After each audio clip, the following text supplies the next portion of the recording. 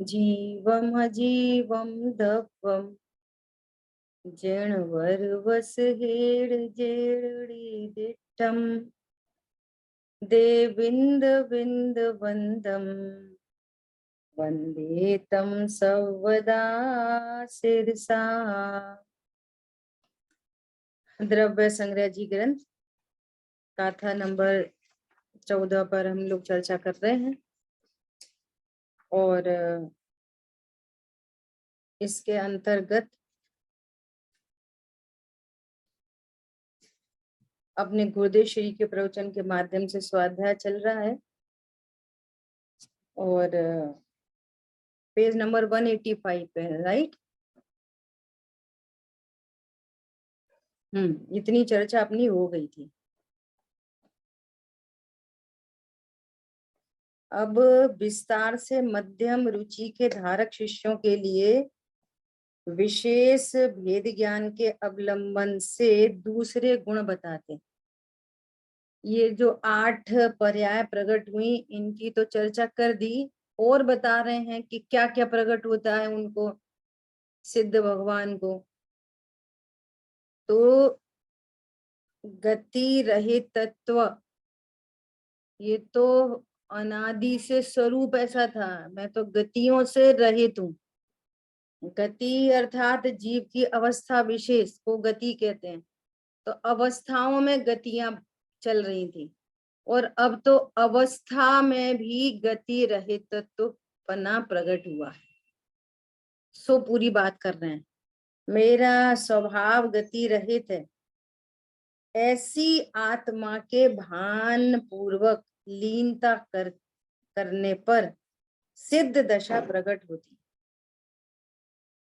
देखो, पूरा जो भी धर्म प्रकट होता है ना, ये स्वभाव के आश्रय से ही प्रकट होता है। गति रहित पना कैसे प्रकट हुआ? स्वभाव के आश्रय से। इंद्रिय रहित पना कैसे प्रकट हुआ? स्वभाव के आश्रय से। शरीर रहित पना कैसे प्रकट हुआ? स्वभाव के आश्रय से। एक स्वभाव को अनेक अनेक प्रकार से कह रहे हैं। गति रहित कैसे हुए? कि गति रहित स्वभाव के आश्रय से, है ना। उनको गति रहित तत्वपना प्राप्त होता है, पश्चात उनको गति में जन्म नहीं लेना पड़ता।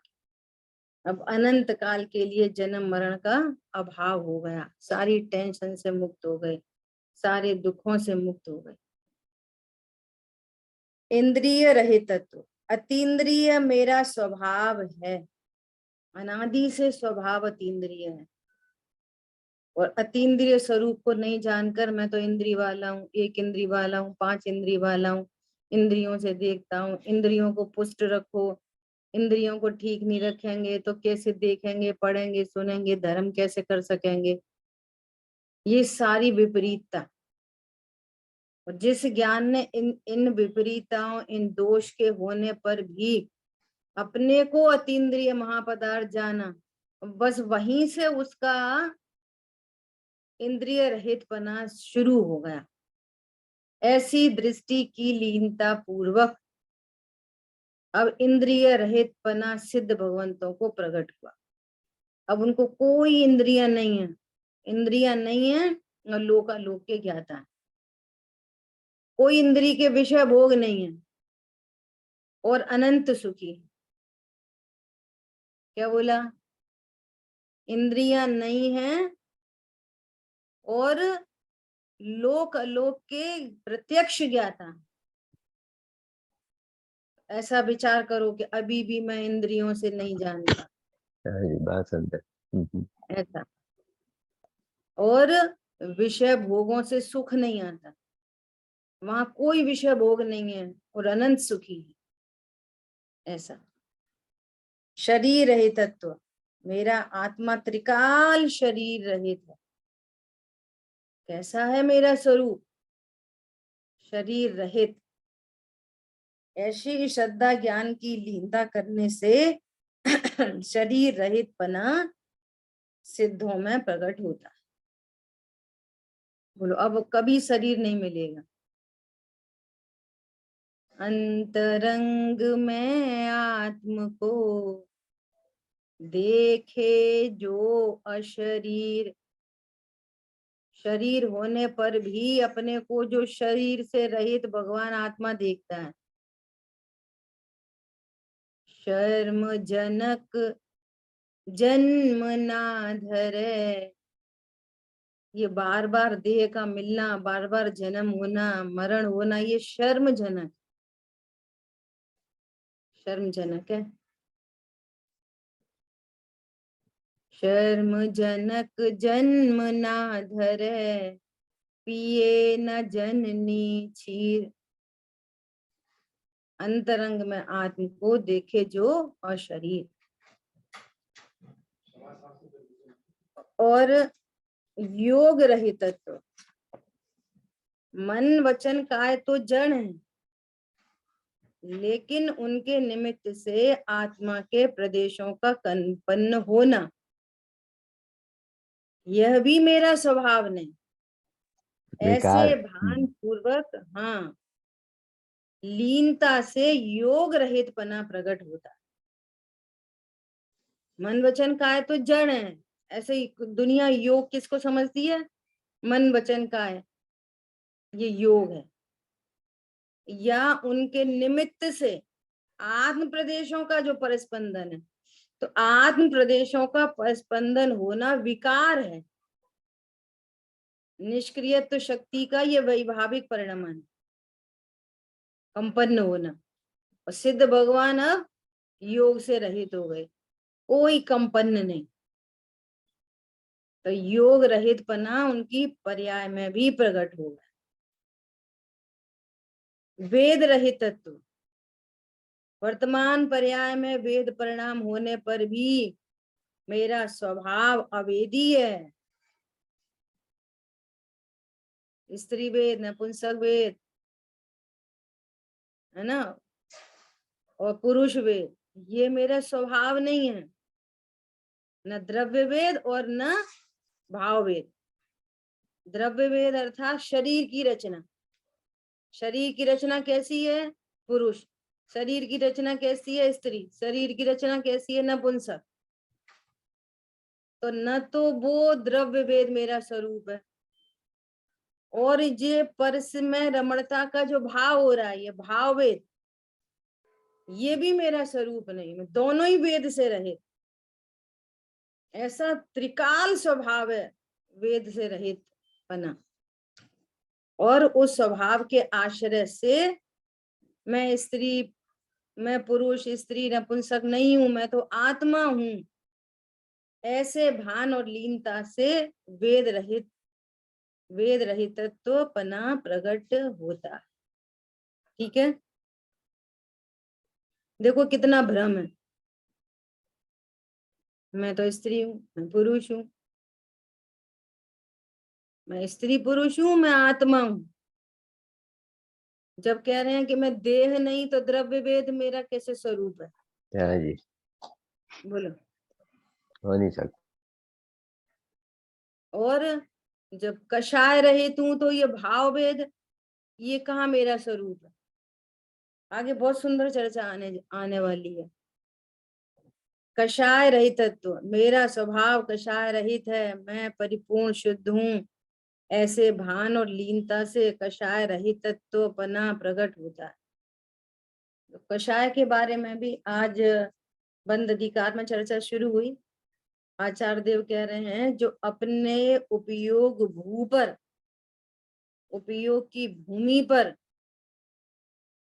राग आदि को करता है, सो बंध को प्राप्त होता है। देह की क्रिया से बंध नहीं होता, चेतन अचेतन के घात से बंध नहीं होता। जो उपयोग और राग में एकत्व समझता है नहीं। उपयोग भिन्न है और राग भिन्न है।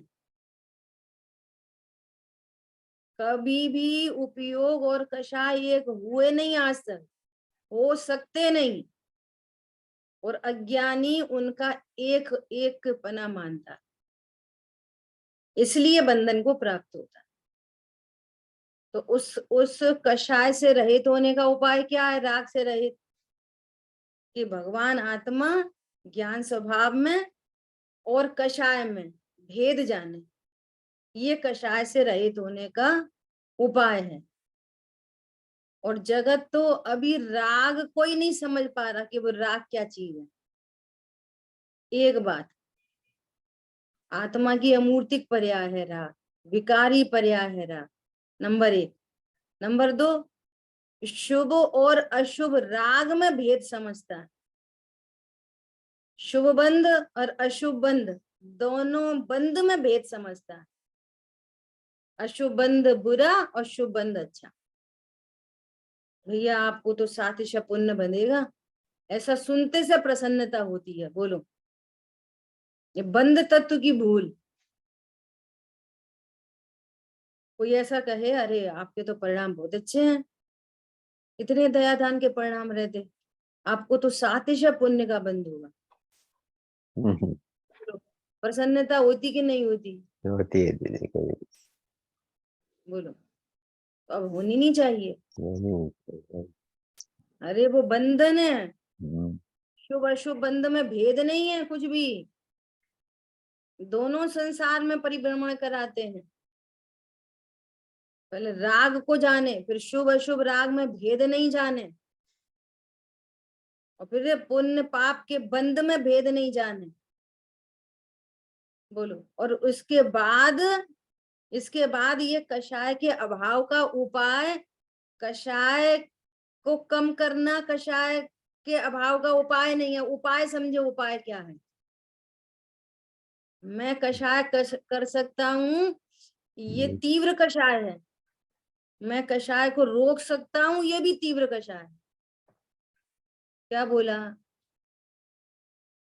मैं कषाय कर सकता हूँ और कषाय को रोक सकता हूँ, और मैंने कषाय को रोक लिया,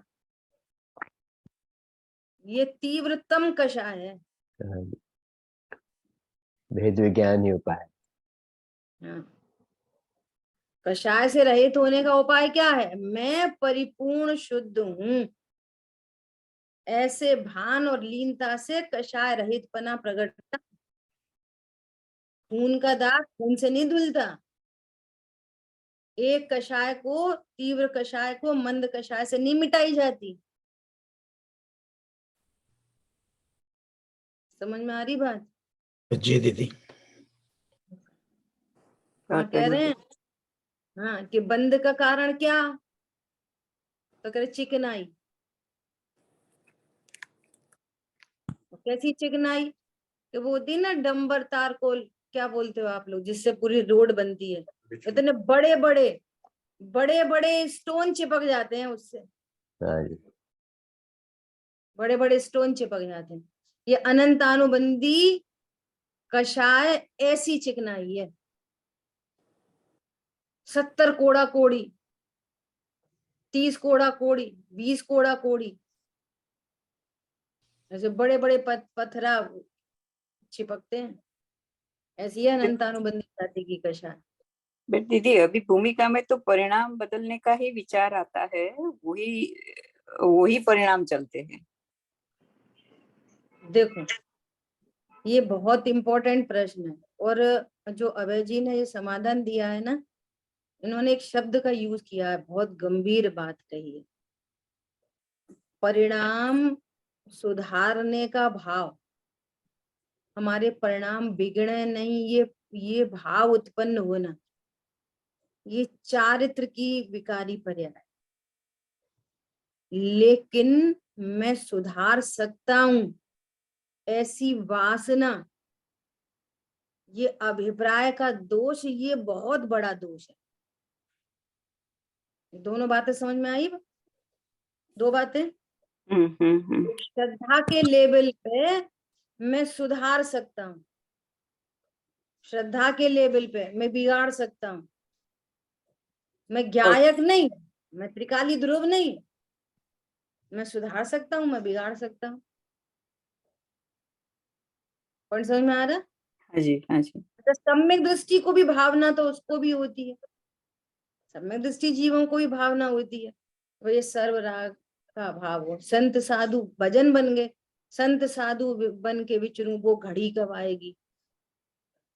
हो मेरी ऐसी दशा जैसी तुम धारी है। प्रभु मेरी दशा भी ऐसी हो पूर्ण वितरा की जैसी आपकी दशा है।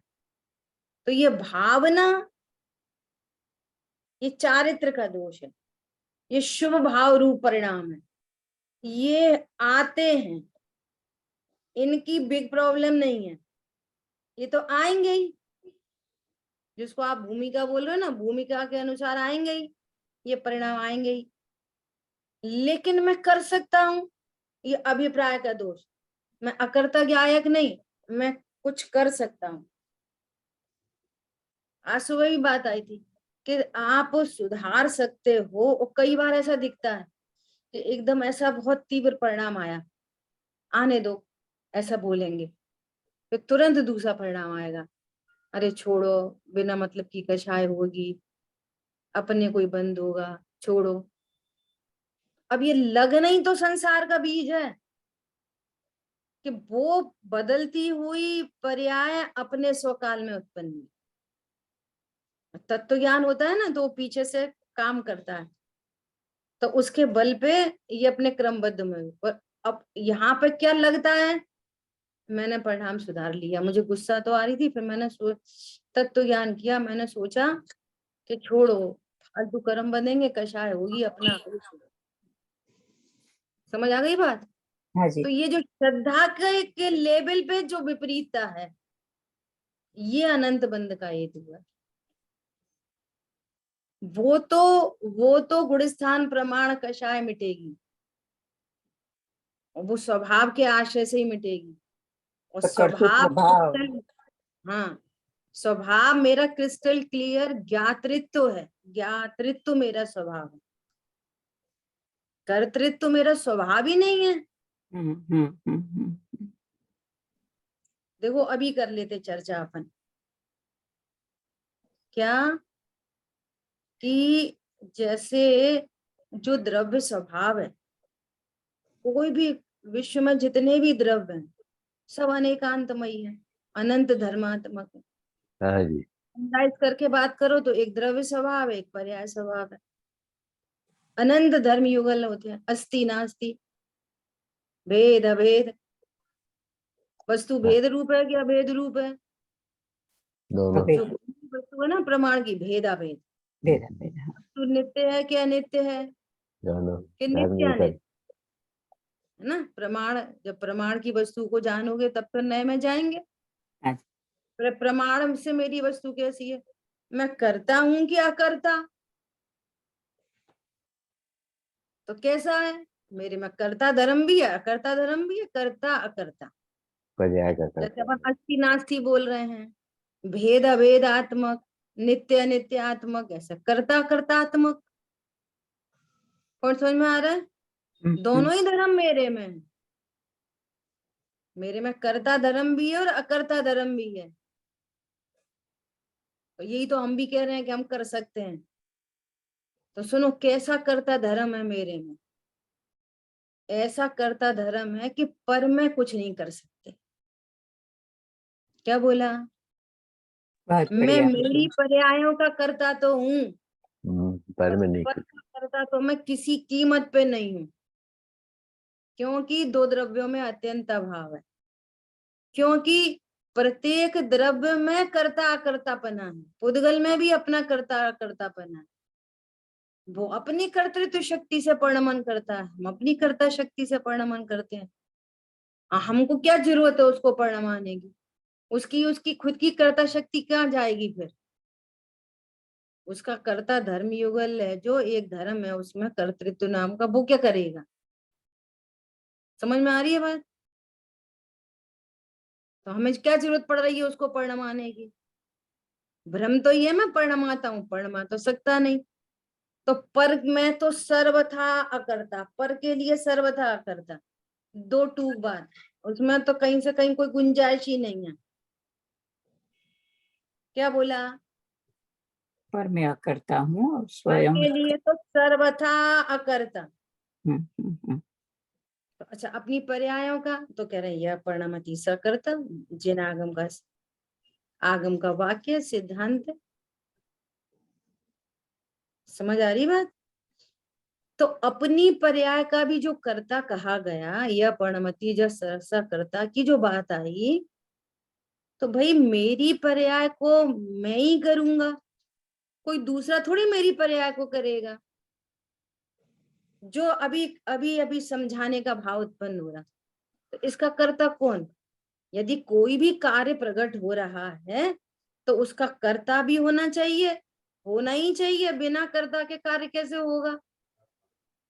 बोलो, कर्ता है नहीं, वो कार्य हो रहा है, ऐसा हो सकता है? नहीं होता। हेतु हेतु जरूरी है, अरे कारण यह जरूरी है। पर्णमति का कर्ता। अब यहाँ पे पूरा जबरदस्त ट्विस्ट है। क्या? कि जीव अपनी पर्याय का कर्ता तो है, लेकिन फेर फार का कर्ता नहीं है, अदल बदल नहीं सकता। क्या बोला? अदल बदल नहीं सकता। समझ में आ रही है बात?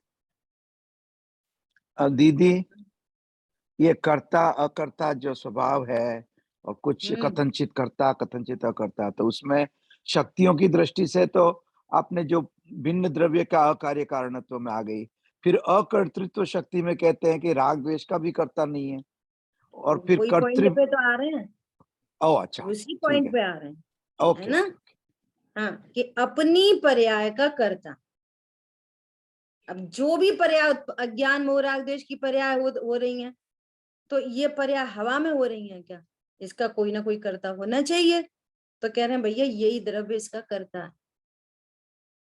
इसमें इतनी बड़ी बात घटित हो गई कि पूरे विश्व की नास्ती हो गई। जैसे मैं किसी अन्य की पर्याय को नहीं करता, ऐसा कोई अन्य द्रव्य भी मेरी पर्याय को नहीं करता। समझ आ रही बात? ना कोई चेतन पदार्थ, ना कोई अन्य अचेतन पदार्थ, और ना कोई कर्म का उदय, सब मेरी द्रव्य गुण पर्याय की सीमा से बाहर हो गए। ये देखो, यदि दीदी दीदी इतना सिंपल है, तो हम बचपन से लेके इतने उम्र तक क्यों हम ये करते हैं कि इसने ये किया, उसने ये वो क्यों होता है? कल्पना दीदी की भाषा में यदि बात करें, श्रीमद रायचंद जी की भाषा में बात करें, तो वो ये कहते हैं, कर विचार तो पाम। एक नॉलेज, जस्ट नॉलेज, जीव ऐसा होता है, अजीव ऐसा होता है, ये पुद्गल है, ये भिन्न द्रव्य है, ये नॉलेज। मैं जीव हूं, मैं शरीर से भिन्न हूं, शरीर का मेरा परिणमन न्यारा न्यारा है, और अन्य चेतन अचेतन पदार्थ भाष्य भाष्य। अभी इतने में ही भाव भाषित करो कि जिसको लोक में पति कहते, ये मेरे से सर्वथा भिन्न है। इसकी खुशी, इसकी दुख, इसका दुख, जो कुछ है वो इनका है, मेरे से कोई लेना देना नहीं। अब ये आपको अपने विचार में, तत्व निर्णय में ये वाली बात घटित पड़ेगी। इसमें लगता है पुरुषार्थ। ये बहुत ताकत की बात है। अब एक और तो मैं स्त्री एज इट इज, ये मेरे पति, ये मेरे बच्चे, अब ऐसी स्थापना रख के अब हम ये सोचते हैं कि कषाय में तो कुछ हो ही नहीं रहा, कुछ फर्क तो पड़ ही नहीं रहा, शांति तो आ ही नहीं रही। तो आपने स्थापना कहाँ बदली अपनी? पहले भी अपने को स्त्री पुरुष जान रहे थे और अभी भी स्त्री पुरुष जान रहे, स्थापना तो बदली नहीं। पाषाण खंड में स्थापना ही तो बदली है, तब तो उसको भगवान बोल रहे हैं हम। यदि स्थापना नहीं बदलती तो उसको भगवान कौन कहते? वो तो पत्थर का टुकड़ा ही तो है, और है क्या। लेकिन इस तरह से स्थापित हो जाता है कि ये महावीर भगवान, अब कोई बैड बिहेव नहीं कर सकता भगवान महावीर के साथ में। समझ आ रही बात? सारा खेल है स्थापना का। हाँ जी, यहाँ पे स्थापना बदलनी चाहिए। हम्म। मैं स्त्री नहीं, मैं जीव हूं, परिपूर्ण जीव हूं। अब अपनी बात चल रही थी अकर्ता की और कर्ता। देखो, यदि कर्तृत्व न हो, कर्ता नाम का धर्मयुगल न हो, तो रत्नत्रय की पर्याय भी फिर कहां से आएंगी? है ना धर्म, कर्ता धर्म ना हो तो अज्ञान मोह राग द्वेष भी नहीं होंगे, और कर्ता धर्म ना हो तो सम्यक दर्शन ज्ञान चारित्र भी नहीं होंगे, कर्ता धर्म ना हो तो अनंत चतुष्टय भी नहीं होंगे अनंत सिद्ध भगवान को। है ना कर्ता नाम का धर्म जिससे वो पर्याय प्रकट हो रही हैं। तो कर्ता के नाम पर मैं अदल सकता हूं, बदल सकता हूं, फेर कर सकता हूं, इसका निषेध है। कर्तृत्व शक्ति का, परिणमन शक्ति का निषेध नहीं है। यदि न होती तो पर्याय किधर से आती? बोलो, अभी नहीं होती तो अज्ञान मोह राग द्वेष कहां से होते? अब समस्या क्या है कि ये जीव अनादि से परद्रव्य का कर्ता समझ रहा है, तो अज्ञान मोह राग द्वेष उत्पन्न हो रहे हैं। ये अपनी पर्यायों को बदल सकता है, इसलिए अज्ञान मोह राग द्वेष हो रहे हैं। अब चूंकि अज्ञान मोह राग द्वेष दुखरूप भाव हैं, पर पदार्थ दुखरूप भाव नहीं है। पर का परिणमन, इस परद्रव्य का परिणमन स्वयं से हो रहा है, लेकिन मेरी कल्पना लोक में है कि मैंने इसको संभाल के रखा, मैं संभाल के नहीं रख पाया, मैं इसका स्वामी हूं, ये मेरे से गाइडेड है। ये जो कल्पना लोक है ये दुखी करता है, ये पेन दुखी नहीं कर रहा। ये जो इमेजिनेशन है ना पर मैं कर्तृत्व की, ये दुखी करता है।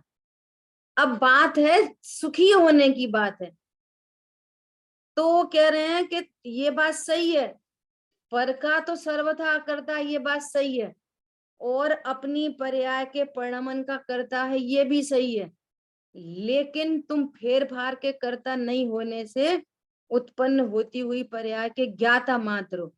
इससे क्या होगा? इससे तुम्हें अकर्तृत्व की सिद्धि होने से तुमको सुख शांति हो जाएगी।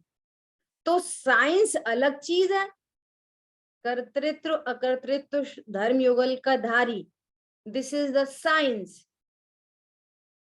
ये साइंस अलग चीज है, और अब हमें करनी है प्रयोजन की सिद्धि, जिससे हमारी पर्याय में जो अज्ञान मोह राग द्वेष उत्पन्न हुए उनका अभाव हो।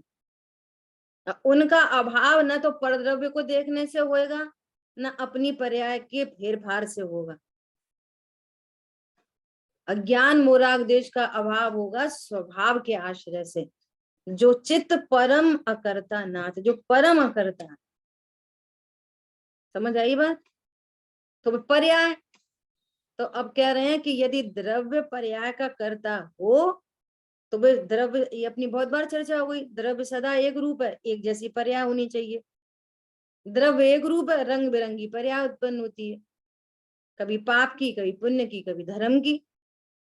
तो इससे सिद्ध हो रहा है कि वो पर्याय इटसेल्फ स्वयं का करता है, द्रव्य पर्याय का भी करता नहीं, फेर फार का करता नहीं।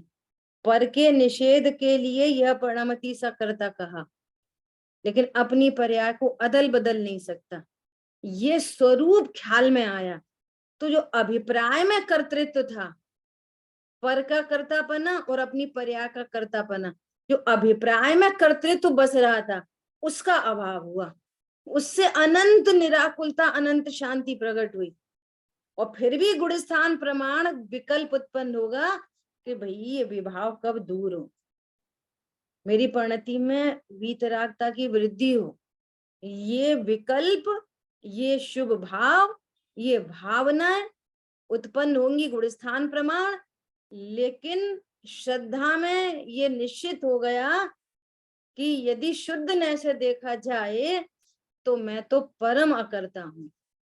सबकी टेंशन मिट गई, पूरे विश्व की टेंशन मिट गई, पर के कर्तृत्व की टेंशन मिट गई, और अपनी पर्याय में भी कुछ करने धरने की टेंशन मिट गई। अभी भी कर्तृत्व अकर्तृत्व धर्मयुगल अभी भी विद्यमान है, और उसका कार्य अभी भी चलता रहेगा, लेकिन श्रद्धा स्वभाव के सन्मुख होने से अकर्तृत्व का आनंद हुआ। यह हमारा प्रयोजन था। सो प्रयोजन की सिद्धि हो गई, साइंस वहीं के वहीं है, और प्रयोजन की सिद्धि होने से आनंद हो गया। साइंस अभी भी है, कर्ता कर्ता धर्मयुगल अभी भी विद्यमान है। ये बहुत इंपॉर्टेंट है। बहुत सुंदर दीदी, बहुत सुंदर। साइंस तो अभी भी विद्यमान है, वस्तु स्वरूप थोड़ी बदलेगा, लेकिन ऐसे वस्तु स्वरूप से हमारे प्रयोजन की सिद्धि कहाँ हो रही थी? हम तो कर्ता के नाम पे पर के कर्ता बन रहे थे, और अपनी पर्याय के फेर फार के कर्ता बन रहे थे। परिणाम हम सुधार सकते हैं।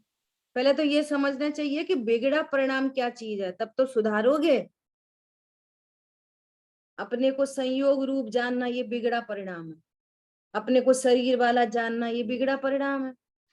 कर्मों से बंधा जानना ये बिगड़ा परिणाम है। राग द्वेष तीव्र कषाय मंद कषाय मेरा स्वभाव है, ये बिगड़ा परिणाम है। ऐसे बिगड़े परिणाम को रखकर कुछ कषाय की मंदता हो जाए, मोह को रखकर कुछ कषाय की मंदता हो जाए, तो परिणाम सुधर गए। बोलो, शराब पीकर कोई मंदिर आए और पूजा पाठ करे तो क्या कहोगे, ये सुधरा व्यक्ति है? बिल्कुल नहीं जी, बिल्कुल। ऐसी मोह की मदिरा को रखकर तुमने कुछ क्रोध के बदले थोड़ी क्षमा हो गई तो परिणाम सुधर गया?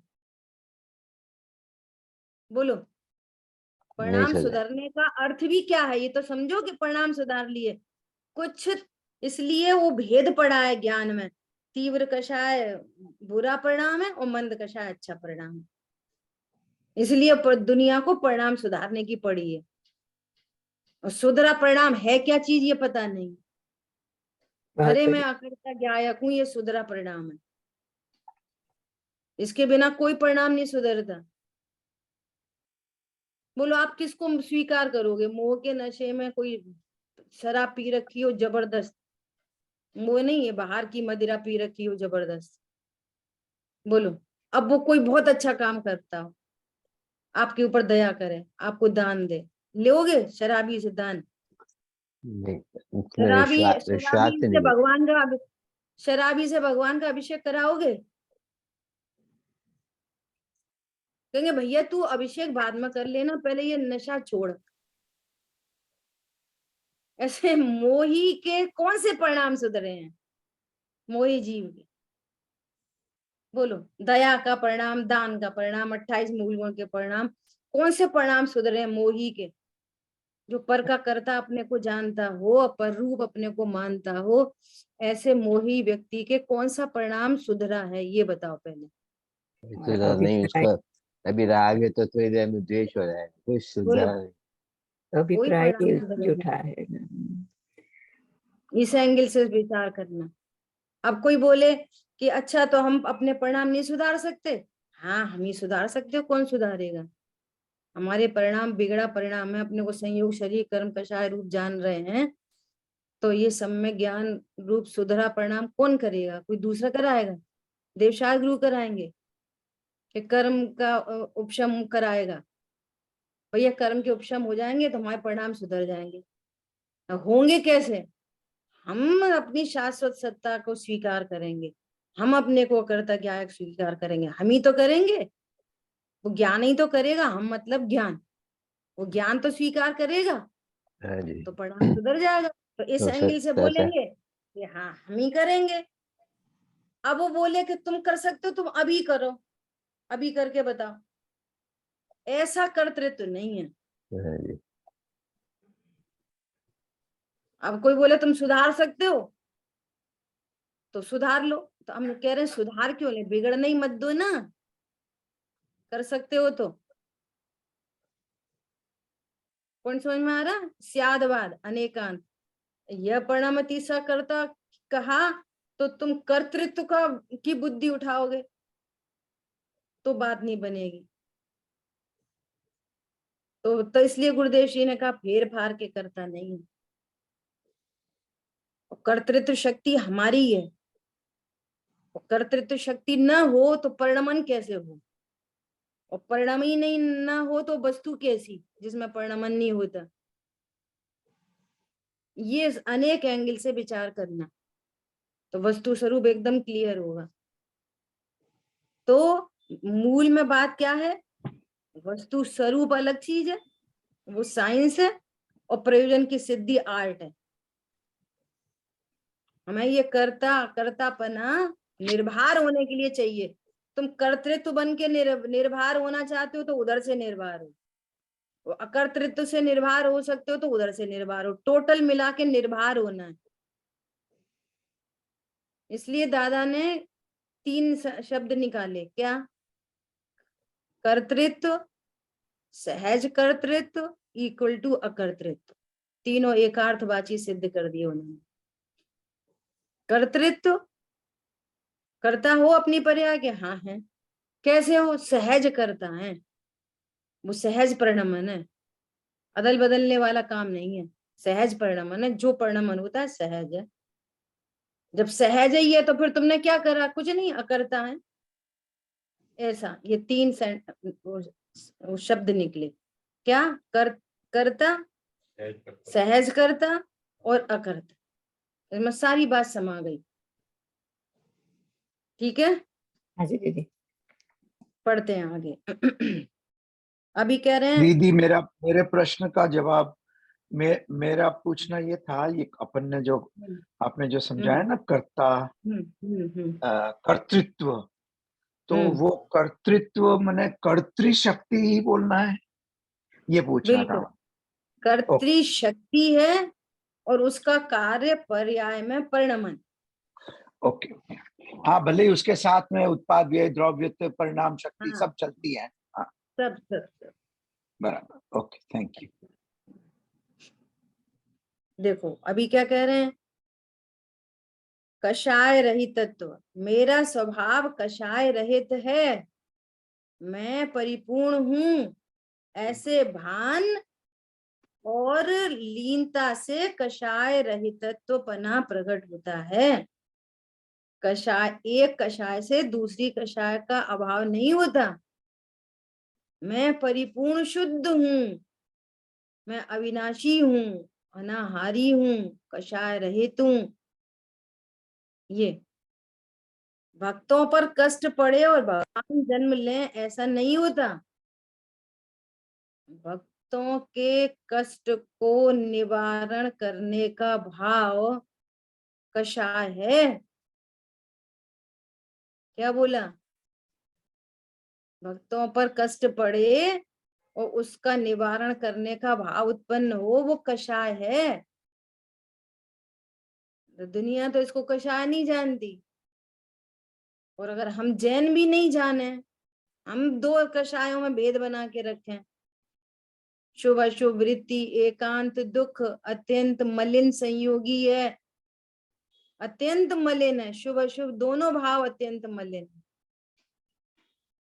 निश्चित चैतन्य विरोधी है, चैतन्य के विरोधी परिणाम है दोनों, शुभ अशुभ दोनों होते हैं इज डिफरेंट, पर वो क्या है ये समझना बहुत इंपॉर्टेंट है।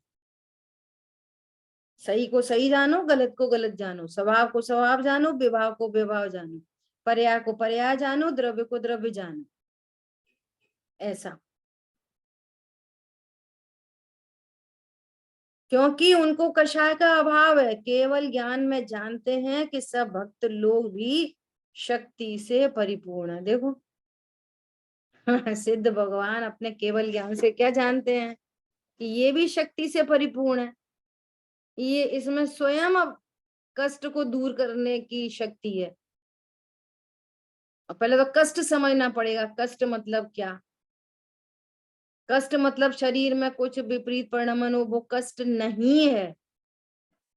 आप कह रहे हो ना क्यों नहीं होता, अब रखो शरीर का कष्ट, अभी स्वस्थ शरीर के काल में शरीर में इमेजिनेशन से शरीर में कष्ट तैयार करो, कष्ट है, और फिर निर्णय करो कि ऐसा कष्ट होने पर भी, शरीर के ऐसे परिणमन होने पर भी मुझे कष्ट नहीं होता, क्योंकि मैं ज्ञान स्वरूप हूं, शरीर का परिणमन न्यारा है, मेरा परिणमन न्यारा है। हाँ, जो ज्ञान देह का लक्ष्य करेगा और देह को मैं पने से स्वीकार करेगा, उसको कष्ट की घनी रात उत्पन्न होगी। बोलो, देह का परिणमन यदि कष्ट का कारण होता तो इतने मुनि भगवंत उपसर्गों में केवल ज्ञान नहीं प्रकट कर सकते थे। उपसर्ग परिचय कृत बाधा किंचित न छूने पावे। बोलो, और ये काम पहले गुण स्थान में करना पड़ेगा, तब जाके चौथा पांचवा छठवा सातवां प्रकट होगा।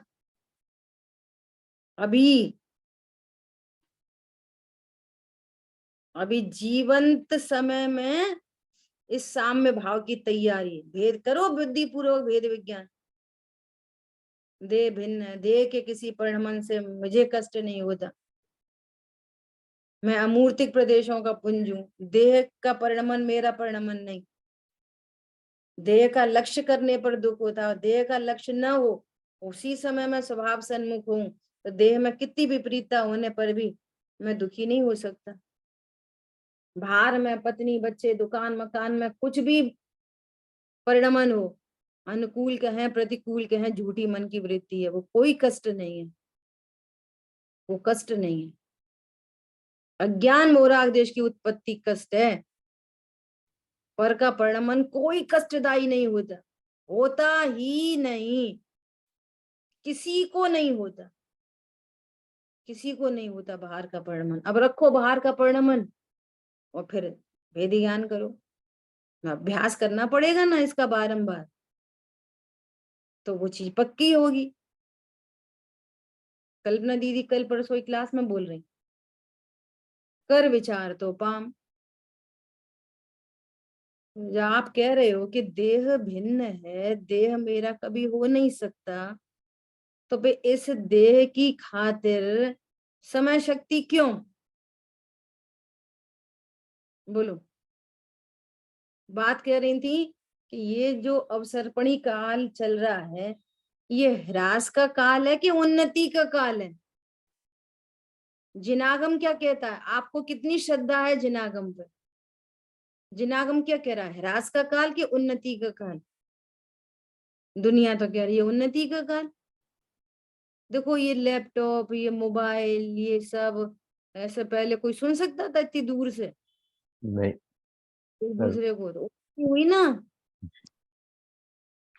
बोलो बोलो, अब तो जरा सा कोई रोग हो जाए 50 डॉक्टर, इतनी हाई टेक्नोलॉजी आ गई, तो उन्नति हुई ना। अगर व्यक्ति को उन्नति है देखो कि आप, तो परिणाम राज गिर गए पूरे? बोलो, अब तो जरा सा कसो डॉक्टर, अब तो समाधि से दूर हो गया जीव, साम्य भाव सहन करने की शक्ति खत्म हो गई। ये ह्रास नहीं दिख रहा, ये ह्रास है कि वो पुद्गल का परिणमन उन्नति है। अब लोगों को अपने मोबाइल नंबर याद नहीं है, सब चीज मोबाइल में कौन याद करे? पहले लोगों को कितना याद रहता था? बोलो, तो ह्रास हुआ कि उन्नति हुई? जीव को जीव के ज्ञान श्रद्धाचार्य से देखो तो पता चलेगा उन्नति हुई कि अवनति हुई। बोलो, कषायों की तीव्र इतनी लग्जरी लाइफ होने पर भी अभी अपने देखे देखे तीसरी पीढ़ी आ गई, हमारे पेरेंट्स, फिर हम लोग, फिर आज के बच्चे। बोलो, इतनी लग्जरी लाइफ आ गई और कषाय तीव्र हो गई, बहुत बढ़ गई, बहुत बढ़ गई। इतना परिवार सा में सहन नहीं होता है, शांति खत्म हो गई। इतना सा आप किसी को इतना सा कुछ समझा नहीं सकते। अभी आज समझाओ, धड़ाम धुड़ुम धुड़ुम धड़ाम विस्फोट। बोलो, पहले तो परिवारों में कैसे कैसे बोला करते थे, सुनाते थे, समझते थे, फिर भी अपनत्व तो होता था। तो उन्नति हुई अवनति हुई? अवनति विचार बहुत करो। जबरदस्त। आज कितने लोग हैं जो समाधि से देह के खातिर, पहले देह के लिए कोई इतनी जल्दी से अन्ना नीति अवश्य नहीं लेता था। अब तो चाहे जैसा कैप्सूल हो, चाहे जैसा सिरप हो, चाहे जैसा सीरम हो, चाहे जैसा जो हो। बोलो,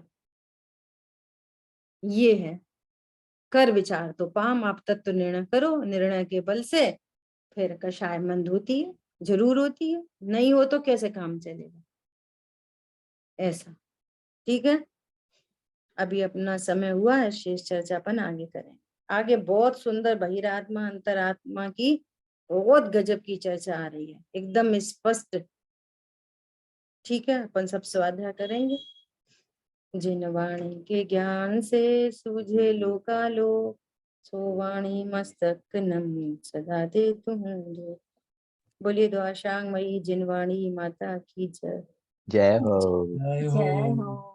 जय जय जिनेंद्र। जिनेंद्र। जय जिनेंद्र। जय जिनेंद्र दीदी। जय जय।